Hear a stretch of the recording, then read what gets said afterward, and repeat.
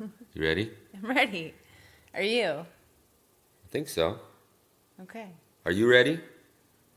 House of Timmerman podcast. All right. Thank you guys for joining us again. It's my wife, Kate. Hi. I got yelled at. I'm supposed to talk. I told her she was supposed to say something right there. She almost didn't. All right. So, what are we talking about today? We're going to talk a little bit about We're going to talk about the magic pill. the magic pill. The easy button. The easy button. I like it. Yeah. Is there such a thing? You're going to tell me.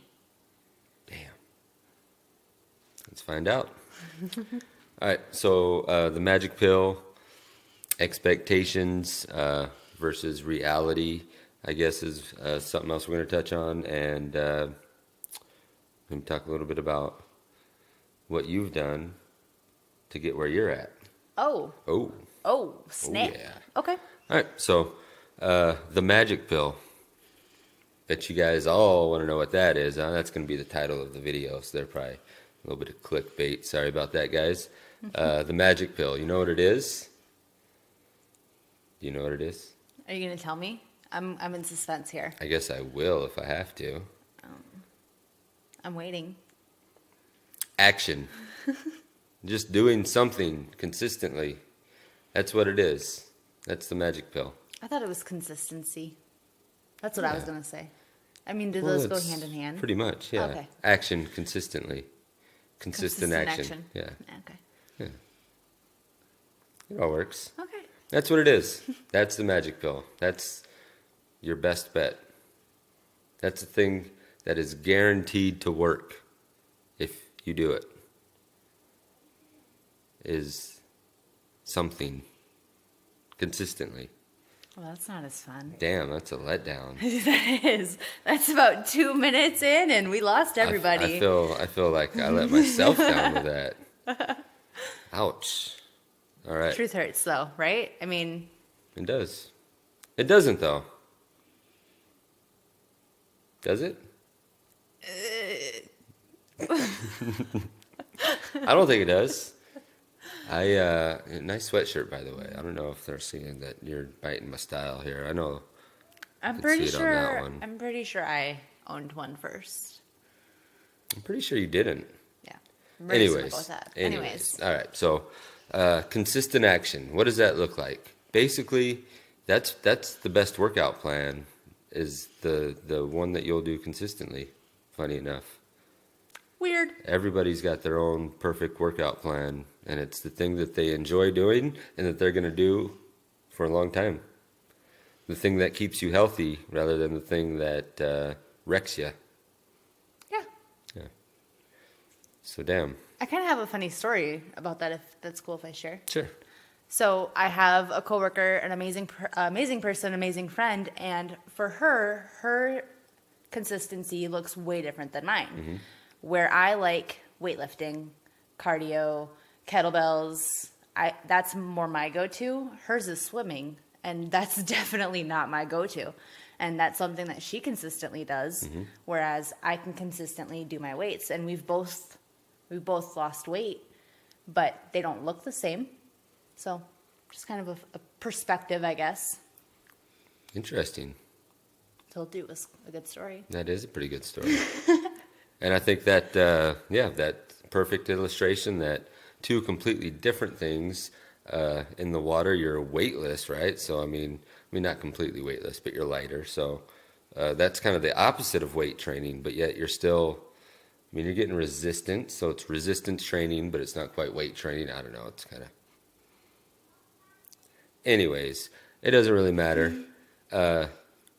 Two completely different things, and they're both working for two different individuals. Now, we should also add, does she on like a healthier way of eating, or She is. She also I eats. dare say a diet?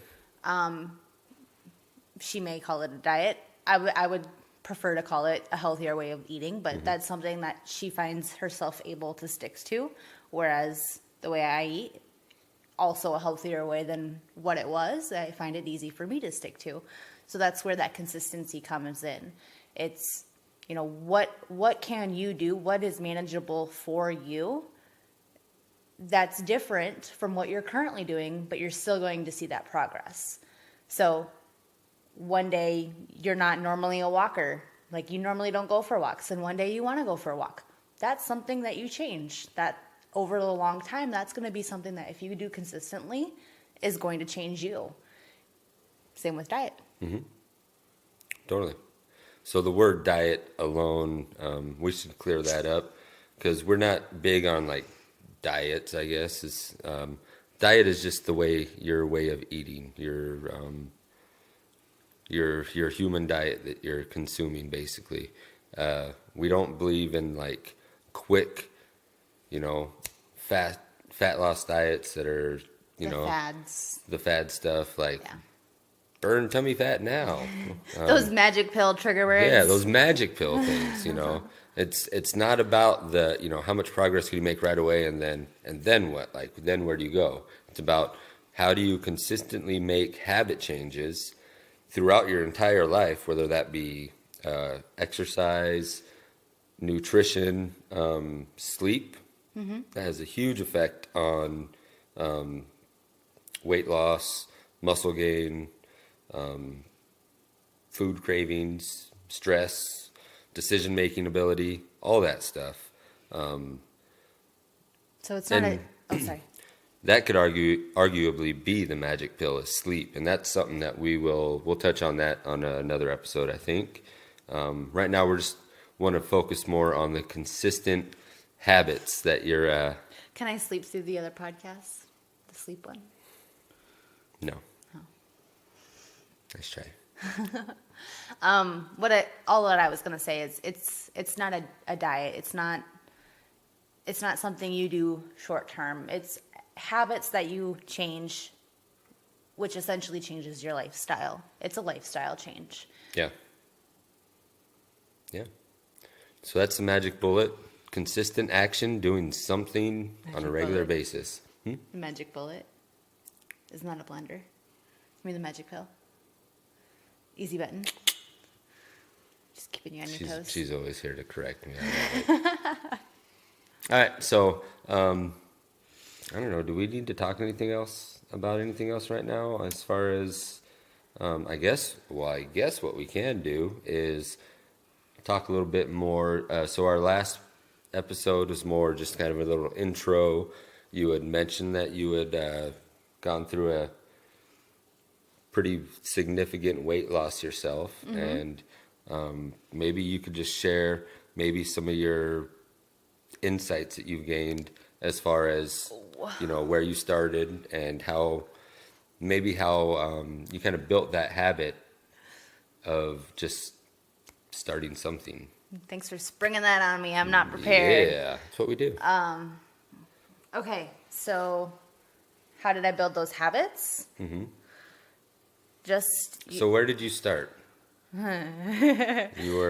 So I guess, a small little piece of backstory. She basically had a couple health things kind of pop up all at once. You could kind of explain. Yeah, okay. So in the last roughly 2 years, I've lost 150 pounds, which is huge. It's a whole person.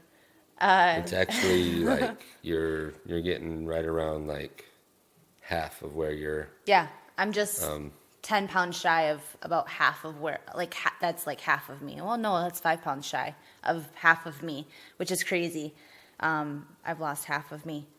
But how I started, so initially it kind of started with some health concerns. I was diagnosed with a condition called pseudotumor cerebrae, which is excess cerebral fluid built up on the brain.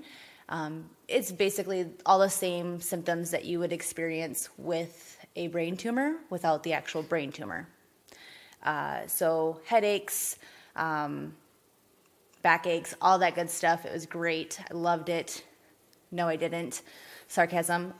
Anyways, the scare there for me was if I didn't change something, I was either going to go blind or I was going to have some kind of surgery in my brain where they're going to put a stent or a shunt to help remove some of the excess fluid. And I think it kind of went hand in hand too. You had thyroid issues as well at the same time that kind of made you gain weight like pretty quickly, which I think had a negative effect on the pseudotumor as well. Yep. Kind of accelerated that. So it was kind of like two things kind of fueling that fire rather than just one condition or the other. It was kind of just all happened at once. Yes. Lost my train of thought. Sorry to distract you there. But that was the scare for me. If I didn't do something, if I didn't change something now, I didn't know where I was going to end up. And that's where, I already had an active husband. I already had a young family because he had been doing it 2 years prior. And so that's kind of where I had to finally get serious instead of just kind of going through the motions, so to speak. Like I was already working out and I was already eating differently, but the mental aspect wasn't there. Like I wasn't really probably very serious about it. I wanted it, but I didn't maybe want it in a sense. And so when that diagnosis happened, that's kind of where everything shifted for me. I was still working out. Kettlebells, actually, that's kind of been my go-to since the beginning is kettlebells, and I credit kettlebells mostly to my weight loss, and then some of other training, but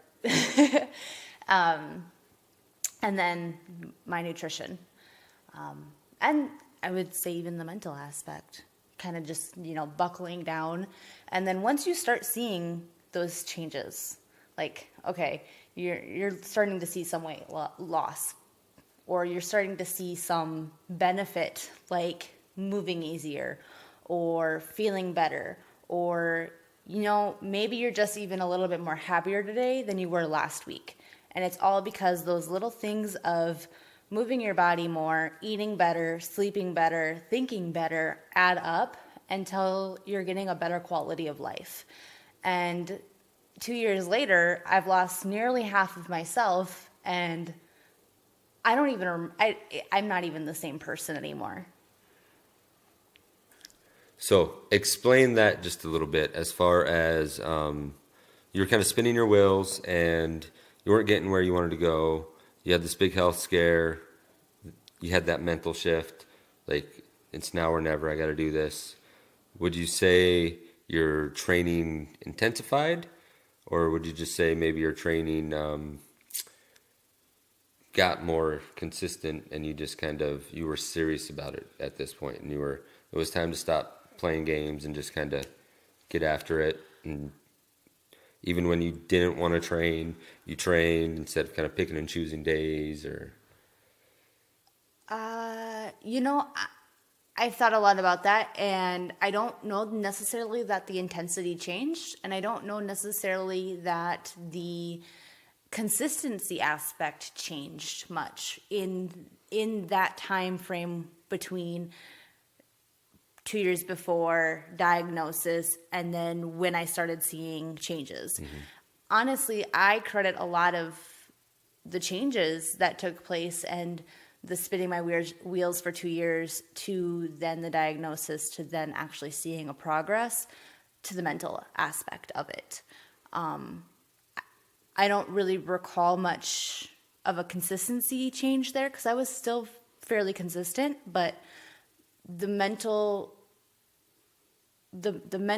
thoughts that I had from when I was spinning my wheels to then now seeing progress was way different. It went from I have to work out to I get to work out.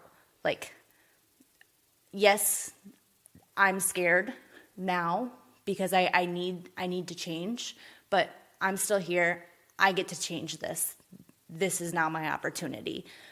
From, well, now I have to work out because my husband works out, or because I probably should try, or, just because you don't like what you see in the mirror and working out for that reason rather than. Yeah. So that's very good insight as far as that goes. yeah, train like you love your body and you want to take care of your body, because that's what training is supposed to be: improving your quality of life, improving yourself, learning about yourself through physical training. It's crazy how it carries over to every other aspect in life too. I think you've gained confidence, and just kind of an overall, just something different about you, especially lately. So, and it's interesting because you've been growing in your training lately. You've been branching out into the more barbell stuff and working out like 2 days a week, or I'm sorry, 2 times a day, and even 3 times a day sometimes, and not necessarily in a way like where you're just running yourself into the ground, which you're going hard, so you're definitely getting hard training effects, but you're doing a lot of stuff like with the mace and very mindful training as well, where you're not necessarily just burning calories, but you're getting introspective and getting into your body, learning about your body, and connecting with your body even better. So, and I think I've seen a huge change just in like that aspect of everything. Willing to step out of your comfort zone a little bit more, even though there's still those times where you struggle with that. You know what I mean? There's times when I struggle with that, and I work out for a living. So, it is what it is. But when you push past that, that's when, growth doesn't generally happen in a comfortable space. You generally grow when you're just slightly uncomfortable, You Just got to get curious. You got to get curious. There it is. So I think that's a damn good place to end it, actually. You just got to get curious, and consistency, magic bullet / pill. Magic pill. Easy button. Easy button. There's no bullet here. So if you're working out right now, if you're training and you feel like you're going hard and you're not seeing the results that you would like to see, look at everything that you're putting into it. Because what you do in the gym, say you work out 5 days a week and you're at the gym for an hour a day. That's 5 hours out of the week. And how many hours are in the week? There's a shitload more hours than that. So, it's what you do outside of the gym is going to have a huge effect. And it's going to, what we do in the gym should be a supplement to all of the healthy shit that you're doing outside of the gym to improve your life and improve your health and to learn about yourself and to grow and to kick ass. Kick ass, badass. Anything else? I feel good about it. All right. So, House of Timmerman Podcast, Episode 2. Check us out. Primal, Sioux Falls. We hang out there kind of often. So It's our second house. Yeah. Yep. So we hope to see you guys again. We're going to do this again next week. This is a weekly thing. We're committing to it. It's going to happen. We're going to make this shit happen. All right. See you guys. Thanks for listening. Bye.